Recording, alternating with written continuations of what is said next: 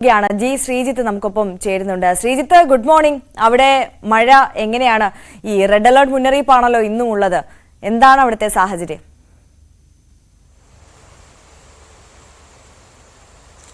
Good morning Arya. Red alert നിൽക്കുന്നുണ്ട് എങ്കിൽ പോലും മഴ അല്പം മാറി നിൽക്കുന്നു എന്ന് തന്നെ പറയേണ്ടി വരും. ഇന്ന് രാവിലെയൊന്നും അങ്ങനെ മഴ പെയ്തിട്ടില്ല. പക്ഷേ ഇന്നലെ വൈകുന്നേരവും രാത്രിയൊക്കെ പലയിടങ്ങളിൽ ഈ കിഴക്കൻ മേഖലയിൽ ചിലയിടങ്ങളിലെങ്കിലും മഴ പെയ്തിട്ടുണ്ട്. പക്ഷേ ഒരു തുടർച്ചയായി പെയ്യുന്ന അതിശക്തമായ മഴ എന്ന നിലയിലേക്ക് അതിൽ കാര്യങ്ങൾ എത്തിയിട്ടില്ല. സാധാരണ റെഡ് അലർട്ടിന്റെ ഒരു മഴ അങ്ങനെയാണല്ലോ, അതായത് അതിതീവ്ര മഴ എന്നാണ് പറയുന്നത്. പക്ഷെ ആ അലർട്ടിനനുസരിച്ചുള്ള മഴ എന്തായാലും കോട്ടയത്ത് നിലവിലില്ല എന്ന് തന്നെ പറയേണ്ടി വരും.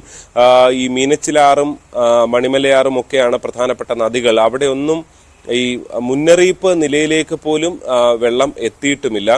സാധാരണഗതിയിൽ ഇതിന്റെ തുടക്ക ഭാഗങ്ങൾ ജില്ലയിലെ ഏറ്റവും കിഴക്കൻ പ്രദേശമായ തീക്കോയി ഉൾപ്പെടെയുള്ള മേഖലകളിൽ മുന്നറിയിപ്പ് നിലയിലേക്കൊക്കെ എത്തേണ്ട ഒരു സാഹചര്യമുണ്ട്. പക്ഷേ ഈ കനത്ത വേനലുമൊക്കെ കഴിഞ്ഞ ശേഷമുള്ള മഴയായതുകൊണ്ട് അതിലേക്കൊന്നും തന്നെ കാര്യങ്ങൾ എത്തിയിട്ടില്ല എന്ന് തന്നെ പറയേണ്ടി വരും. എന്തായാലും ജനങ്ങളെ സംബന്ധിച്ച് അതൊരു ആശ്വാസമാണ്.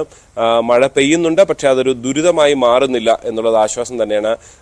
ജില്ലയിലെ ഖനന പ്രവർത്തനങ്ങളും മറ്റും എന്തായാലും ജില്ലാ കളക്ടർ ഈ അലർട്ട് മുൻനിർത്തി നിർത്തിവെച്ചിട്ടുണ്ട്. ഒപ്പം തന്നെ ഈ കൺട്രോൾ റൂമുകളും പ്രവർത്തിച്ചു വരികയാണ്. എന്തായാലും കോട്ടയത്ത് നിലവിൽ വലിയ ദുരിതങ്ങളൊന്നുമില്ലാതെ ഈ വേനൽ മഴ മുന്നോട്ട് നീങ്ങുകയാണ്.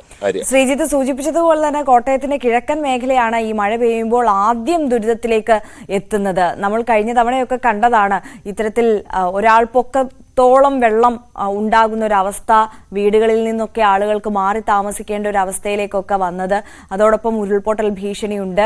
എന്തായാലും അവിടെയൊക്കെ മഴ മാറി നിൽക്കുന്നു എന്നതിനപ്പുറം അതിതീവ്ര മഴ മുന്നറിയിപ്പാണ് കോട്ടയം ജില്ലയിലുള്ളത്. റെഡ് അലേർട്ടാണ്. പക്ഷെ ആ അലേർട്ടിന് സമാനമായിട്ടുള്ള മഴ ഇല്ല എന്നുള്ളത് ആശ്വാസം നൽകുന്ന കാര്യമാണ് എന്തായാലും ഈ ഒരു ഘട്ടത്തിൽ.